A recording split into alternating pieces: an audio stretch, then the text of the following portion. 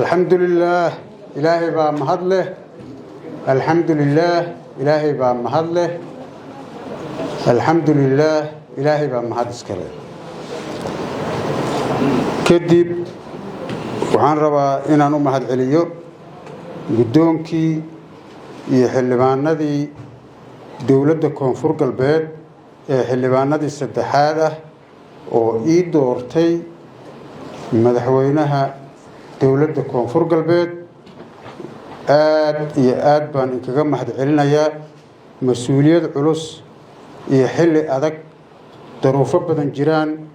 duulaamo jiraan dhibaatayn jiraan burburin nidaamka federaalka ah jiro nacayb jiro isir nacayb jiro xaalad abaar kulayn waxyaalahaas oo dhan culays jiraan yaad ii doorateen waa inkaga mahad celinayaa waana isu soo duceynaynaa oo mas'uuliyad culus waxaan ilaahay ka rajaynayaa inuu ilaahay ila garab qabto ilaahayna igu asturo amaanadan muhiimka ah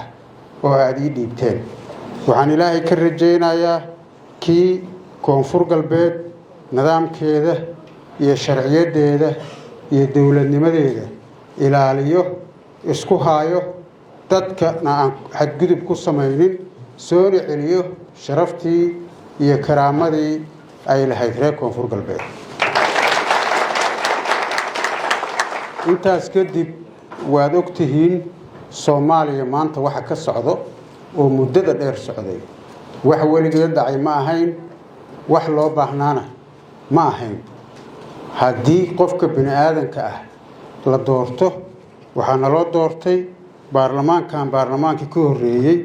uu ii doortay madaxweynihii koonfur galbeed waxaa la ii doortay 4 sano 4tii sano markay dhamaatay intayna dhamaanin maalintii la ii doortay bil kadib waxaa la iswaafajiyay dastuurkii koonfur galbeed oo ah xildhibaanada iyo xukuumadda inay isku waqti noqdaan 5 sano iyo saas ku noqotay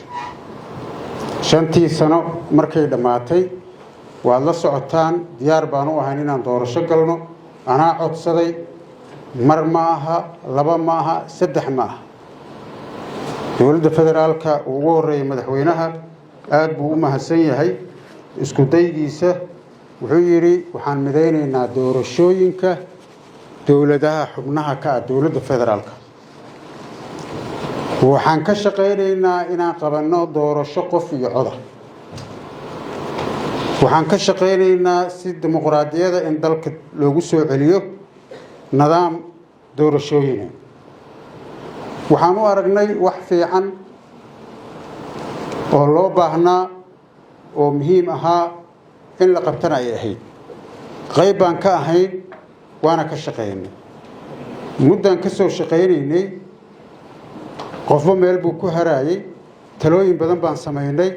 talooyinkii aan sameynaynay iyo wixii aragtidaanada ahaa iyo garbaduubkii waxay ku soo dhamaatay in dastuur dadka Soomaaliyeed oo dhan u qaylinayaan laga daba qaylinayo loo dhamayn xildhibaanadii eerboorada jiifaan kuwii kala maqan yihiin kuwa kale la qasbaayo in la yiraahdo waa la ansixiyay maalinkii la ansixiyayna la yiraahdo qof dambe oo wax la weydiinayo ma jiro amar la soo saaray la yiri kuwa maqan ma imaan karaan eerboorada laga xiro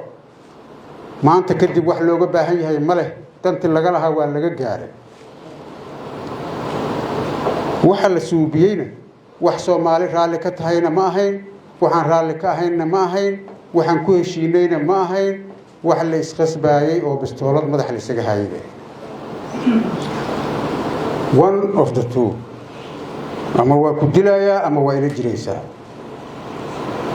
ama waa ku dilayaa ama waa ila jiraysaa ama waa ku ceyrinayaa ama waa ila jiraysaa aragtidayda waxba kama bedeli kartid waxba ma oginaysaa wax yeelnaa kan muxuu yahay aniga ku og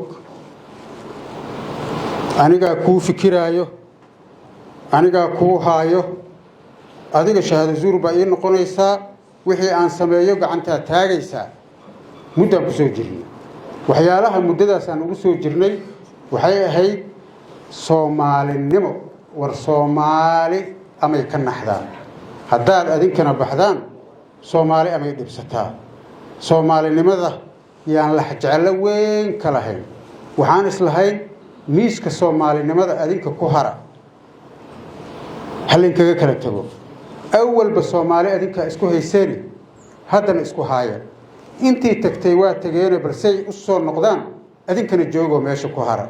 intaasaan u joogno joogitaanka asaga ahaa anagoo joogno yaa haddana waxaana la yidhi markaan waa idiin dhammaatay joogitaan dambe lainkama rabo wax dambe loo baahan yahay ma lehe iska baxa dadka soomaaliyeed oo dhan waa ogyihiin dalka waxa ka socda iyo daruufaha lagu jiro heer waxaa la gaaray ayadoo cibaado lagu maqan yahay bil ramalaan ay tahay dad muslina la yahay maxay ahaydee nin walbaba fasax ku jiro caruurtiisi jiro kacbada jiro la go'aamiyo la yidhaaho wax koonfur galbeed la yidhaaha ma jiraan waa baabi'inay mana aqbalayno laga bilaabo maanta afgooyo dowladda federaalka xukunto meesha la yidhaaho baraawo dowladda federaalka xukunto xudur dowladda federaalka xukunto koonfur galbeed oo dhan dowladda federaalka xukunto wax koonfur galbeed la yidhaahana ma jiraan heer la yidhaahaa la gaaray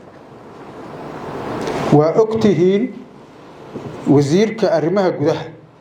ee federaalka warqad buu soo saaray oo uu ku magacaabayo degmooyin koonfur galbeed xaguu ka helay sharcigaas inaanan sharci la rabin oon dowladnimo la rabin haddii uu raganimadaas uu leeyahay oo uu degmooyin magacaabayo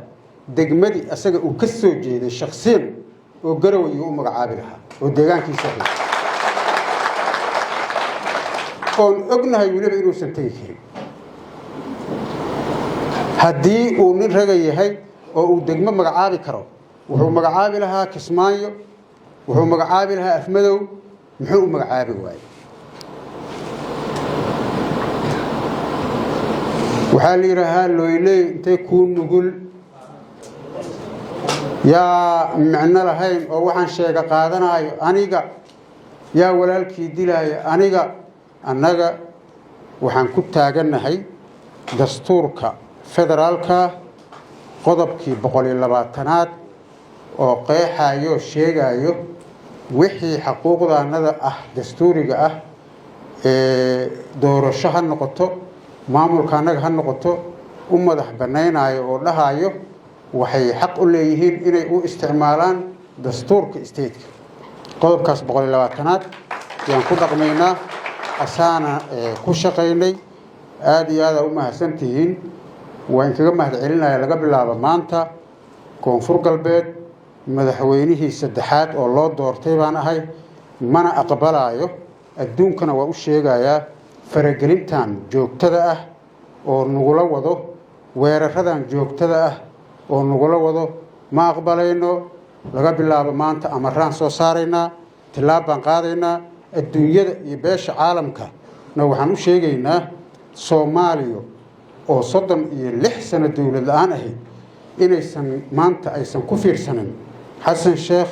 oo go'aansaday inuu Soomaali si fiican u kala diray civil war ay bilaabatay nasiib wanaag madaxweynaha maanta wuxuu xukumaa xamar Soomaaliya ay go'deen intay la ekay waxa u soo haray waa annaga oo xoog nagu haysto uu leeyahay awalba waa la haysan jiray waadan haysanaya masiirkiina iyo damiirkiina kama wada hadli kartaan kama hadli kartaan annagu waa diidnay mana nala haysanayo horaan u sheegay intuu qof naga mida uu nool yahay dadka mabaadiidan aaminsan saasaan ku dhaqmaynaa mabaadiidan dadka aaminsan oo u dhimanayo weligeedba dad yar yaa halganka u dhiman jiray yaa dawladnimada u dhiman jiray yaa dhiigooda u shubi jiray dadkii yaraa oo soo haraan noqonaynaa waana difaacanaynaa dalkaanaga shacabka reer koonfur galbeed meel walba ay joogaan dal iyo dibad dadka reer koonfur galbeed oo koonfur galbeed u dhashay meel kasta ay joogaan dal iyo dibad علماء يعامو أقويهن يدلنيرة يهوين يسياسي انتبه وحان وباقايا إني أطران مقعان سدح حرف أو كونفور قلبيده ولا وذليه أين إلى الشدان قف كستا أو ريب كونفور قلبيده أو طبشقبو عبشقبو وحلون إمي بين لوسو الشيقي ربو إلا قنعي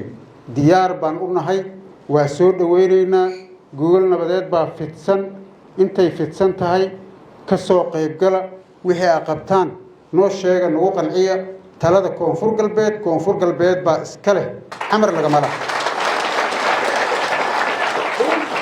xamar dawladda federaalka degan dalka nidaam federaal u qaatay maamulkii waa la daadijiyay maamul kasta shaqadiisa doorashadiisa xukunkiisa magacaabistiisa asaaleh dastuurkiisa u qoraayo oo ogol dastuurka federaalka oo ogol xadgudubka iyo burburinta iyo dhaqan xumada iyo handadaada hanagala daayo waxaan mar labaad ku celinayaa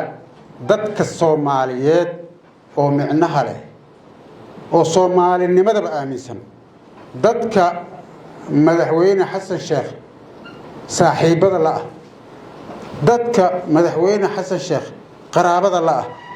dadka uu wax ka maqlo madaxweynuhu nin weyn baa tahay wixii aad soo sheegtay waa soo sheegtay 70 jir iyo tahay 70 jirna waxa u haray 70 kala ma aha aakhiraad leedahay lacagaan bixiyay dad Soomaaliyeed hawlayn lacagta Soomaalida ka muhiimsan lacagta baxday oo aad leedahay doorashadan kama samraay lacagaan ku bixiyay lacagta adimaadan lahayn markii lagu dooranayo hal shilin maadan wadan lacagta Soomaaliyeed ahayd isku day fiican baa sameysay waa dhameystiri weysay isku dayga asaga Soomaaliha ku kala qaybinin lacag darteedna hanoo dilin hadii lacag darteed aan loo dilayso lacagta intay ahayd noo sheeg Soomaali baa naga bixinaysay waa iska bixinaynaa hana dhameyn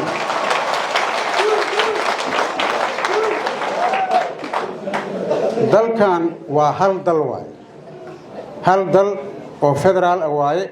10 sharci iyo 10 shaqo looma sameyn karo maadaama uu hal dal yahay hadii la yiraahdo saddex isteediyada qaarna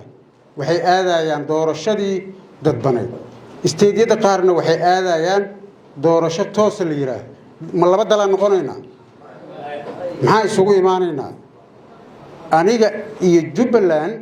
laba isteed oo daris ahana oo isku dad ah oo isku deegaan ah oo isku dhex jiro oo la kala garaneyn labadaanadii state midna ma meel kale aadaya midna ma mabada kale qaadanaya soo hal dal manihin soo hal sharci malihin soo hal dal suur malihin marka waxa qofka bini aadanka loo sheegayo wax aqliga bini aadanka galay inuu noqdo la rabaa waligayna waa ka talinaynay oo waxaan lahayn madaxweynuhu noo miiri u tartiibi layli ma tihid nin weyn baa tahay awrta midna waa layli oo waa kan yarka oo buubo caruurta iyo alaabta muhiimka ah dhan lama saaro midna waa mid kaayinka oo weyn oo 12 jirka oo la raro wax walba la saaro oo gorodan cunuga la saaro waa yeelka la saaro tartiib geeyo madaxweynuhu nin weyn tahay Soomaali u tartiibi Soomaali u tur waxaad qixiso waxaad disho waxaad ceyriso waxaad handado waxaad xirto ha ka dhigin aad baan kugu mahad celinayaa mas'uuliyiinta sharafta leh inta fadhida iyo xildhibaanada sharafta leh intii idooratay iyo intaan idooraninba waa mahadsantiin salaamu calaykum waraxmatullaahi wabarakaatuh